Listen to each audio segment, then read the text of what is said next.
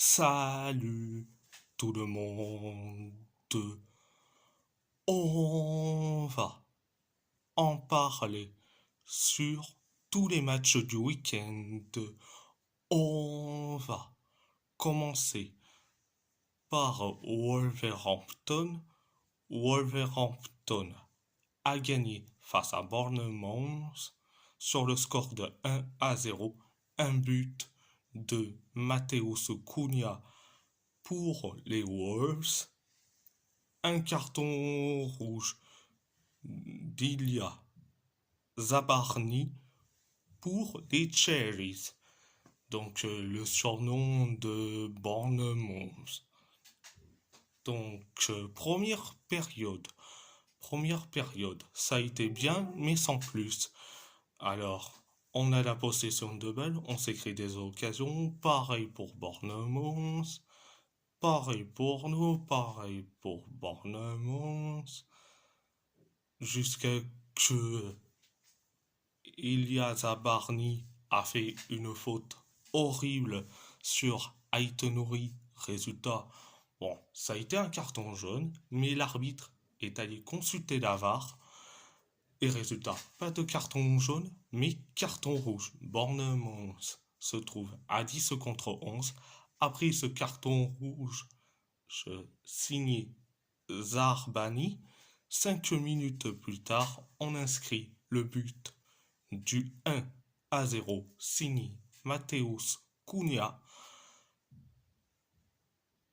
Après le 1-0, Bournemouth se crée une occasion pareille pour nous.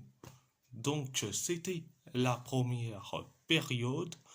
La deuxième période, ça a été limité. Euh, on s'est créé des occasions, mais des occasions comme pas possible. Donc, notamment le loupé de Marshall Mounetzi et notamment, oh, il aurait pu pousser le ballon vers les cages. Excusez-moi. Euh, il aurait pu pousser le ballon vers les cages. Non, il le tire à côté. Franchement. Donc après ça, Bournemouth se crée une occasion. Pareil pour nous. C'était la deuxième période. À part ça, c'est tout. On va parler de l'Athletic Bilbao qui a gagné face au Real Valladolid sur le score de 7-1. 7-1.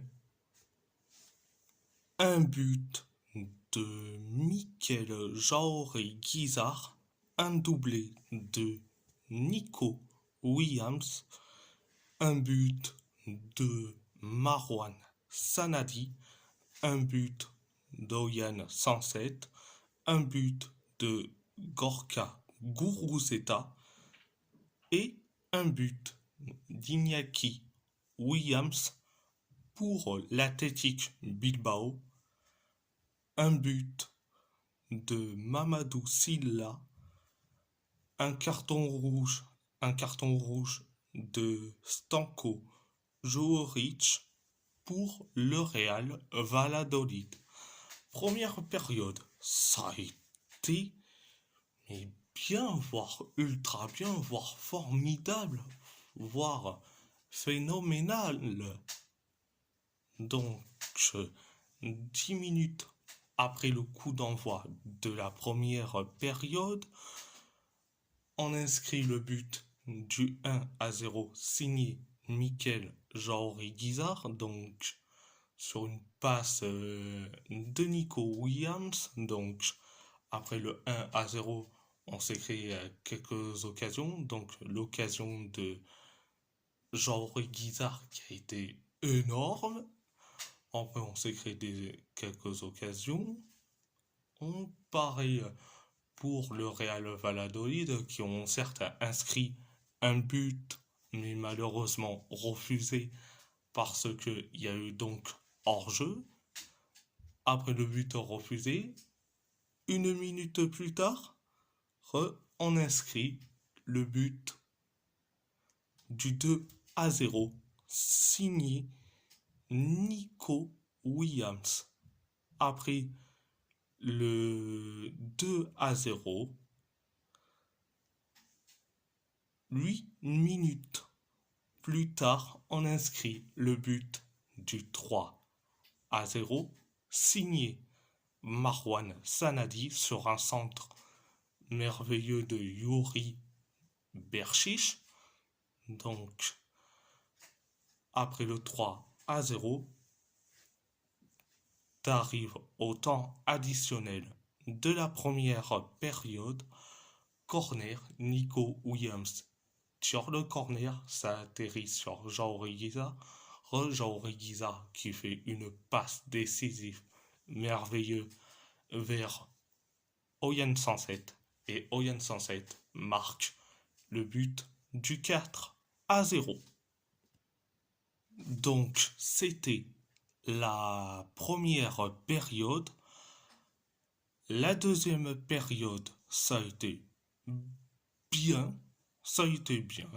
Donc 2 minutes après le coup d'envoi de la deuxième période, on encaisse le but du 4-1, signé et Mamadou Silla. Donc ça fait 4-1. Après le 4-1, 9 minutes plus tard,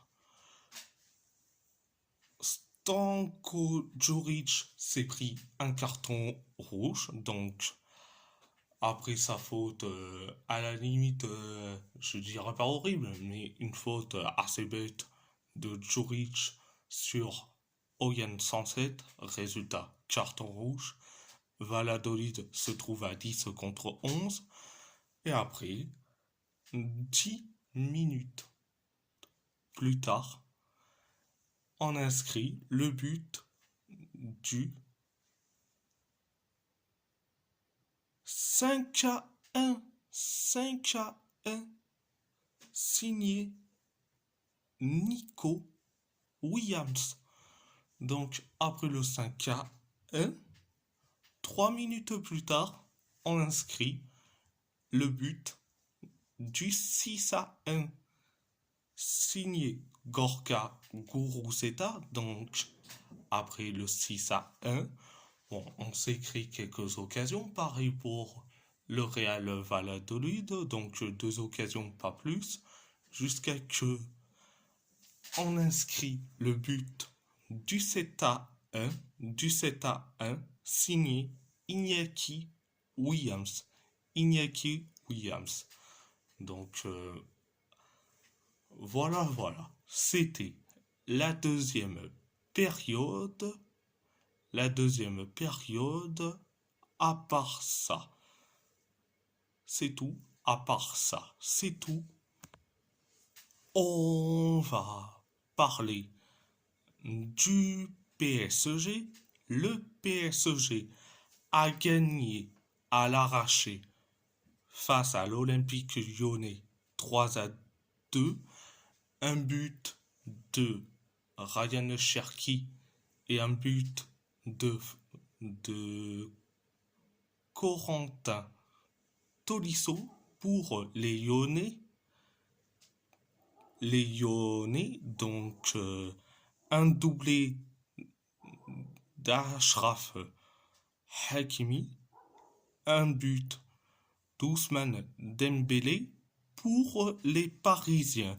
Première période, ça a été bien, mais sans plus. Même si ça a été limité parfois.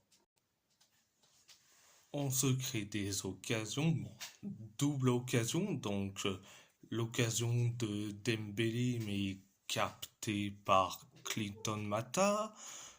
Il y a l'occasion de Kvaratskhelia. Bon, après les Lyonnais, c'est créé certes une occasion signée Koumbedi.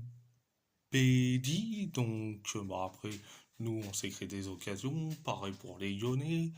Donc, voilà, c'était la première période. La deuxième période, ça a été, allez, bien, ultra bien, mais on retombe dans le catastrophisme après. Donc, euh, donc, 8 minutes après le coup d'envoi de la deuxième période, on inscrit le but du 1-0 signé Ashraf Hakimi. Donc, après le 1-0, après le 1-0, 6 minutes plus tard, on inscrit le but du 2-0 signé Ousmane Dembélé. Ousmane Dembélé, donc après le 2-0, on s'est créé des occasions, pareil pour les Lyonnais, pareil pour nous, jusqu'à ce on encaisse le but du 2-1 signé Ryan Cherki. Après le 2-1, 2 minutes plus tard, on inscrit le but du 3-1 signé Ashraf, Ashraf Hakimi. Donc 3-1. Et après le 3-1, t'arrives au temps additionnel de la deuxième période. Et c'est Corentin Tolisso, Corentin Tolisso qui marque le but du 3-2. Donc but de la tête sur un centre de maintenant Nice. Donc voilà, c'était la deuxième période. À part ça, c'est tout. On va parler de Galatasaray.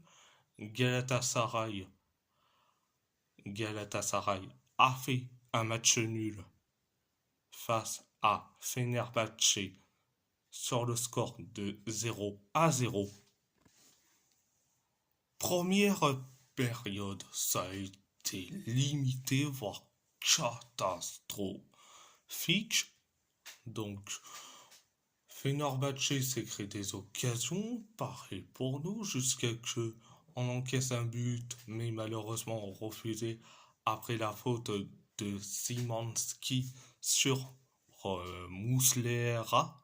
Sur Muslera, donc le but a été refusé, donc, euh, donc nous, on s'est créé des occasions, pareil pour le Fenerbahçe, pareil pour nous, pareil pour le Fener. Donc c'était la première période. La deuxième période, c'est la même chose, limitée, voire catastrophique. On se crée des occasions, pareil pour le Fener. Le Fener s'est créé aussi des occasions, pareil pour nous. Pareil pour le Fener, pareil pour nous et pareil pour le Fener. Donc, c'était la deuxième période. À part ça, c'est tout. On va parler de l'AS Roma qui a gagné face à Monza sur le score de 4-0. Un but d'Alexis Saelemaekers, un but de Heldor Shomorodov, un but d'Angelino et un but de, de Brian Cristante. Donc, première période, ça a été bien, voire ultra bien. 10 minutes après le coup d'envoi de la première période, on inscrit le but du 1-0 signé Saelemaekers. Donc après le 1-0, on s'écrit des occasions. Pareil pour Monza, pareil pour nous, pareil pour Monza, pareil pour nous, jusqu'à que on inscrit le but du 2-0 signé Shomorodov. Donc 2-0. Et après, Monza s'est créé une occasion. Donc voilà, c'était la première période. La deuxième période, ça a été bien, voire ultra bien. Pareil pour la première période. Bon, là, on parle de la deuxième période. On s'est créé des occasions. Pareil pour Monza, pareil pour nous, pareil pour Monza, excusez-moi, jusqu'à que on inscrit le but du 3-0, signé Angelino. Et après le 3-0, on s'écrit des occasions, pareil pour Monza, jusqu'à que on inscrit le but du 4-0, signé Brian Cristante sur un corner merveilleux. Donc voilà. C'était la deuxième période. À part ça, c'est tout. On va parler du FC, FC Porto qui a fait un match nul face au Victoria Guimarães sur le score de 1-1, un but de Fabio Vieira pour les Portistas, un but d'Umaro Ambalo pour Guimarães. Première période, ça a été limité.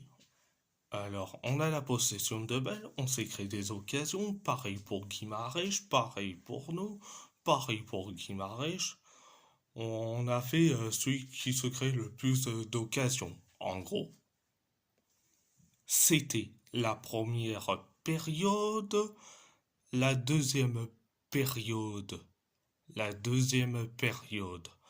ça a été limité, voire du bien, à la fois limité, à la fois catastrophique. Bon, ça a été moyen, en gros. Donc, on se crée des occasions, pareil pour le Victoria Guimarães, jusqu'à que on inscrit le but du 1-0, signé Fabio Vieira, donc 1-0, donc excellent but quand même. Donc, après le 1-0, on s'est créé des occasions, pareil pour le Victoria Guimarães. On s'est créé des occasions, pareil pour le Victoria Guimarães, jusqu'à que on encaisse le but du 1 partout. Et c'est Umaro Ambalo qui met le but de l'égalisation. Donc voilà. Après, concernant cette erreur, sur le but de l'égalisation, certes, beaucoup ont tombé sur Thiago Diallo. Donc, oui, mais il n'y a pas que lui. Sur la perte de balle, il y avait, je crois bien, un joueur du FC Porto qui est aussi responsable. Donc, il n'y a pas que Thiago Diallo qu'il faut s'en prendre, mais il y a un autre joueur qui a fait cette perte de balle qui doit aussi s'en prendre à lui aussi. Donc voilà. Donc c'était la deuxième période. À part ça, c'est tout. Si la vidéo vous plaît, abonnez-vous à ma chaîne YouTube, likez, commentez si vous avez envie ou pas, c'est votre choix. À part ça, je vous laisse et merci beaucoup.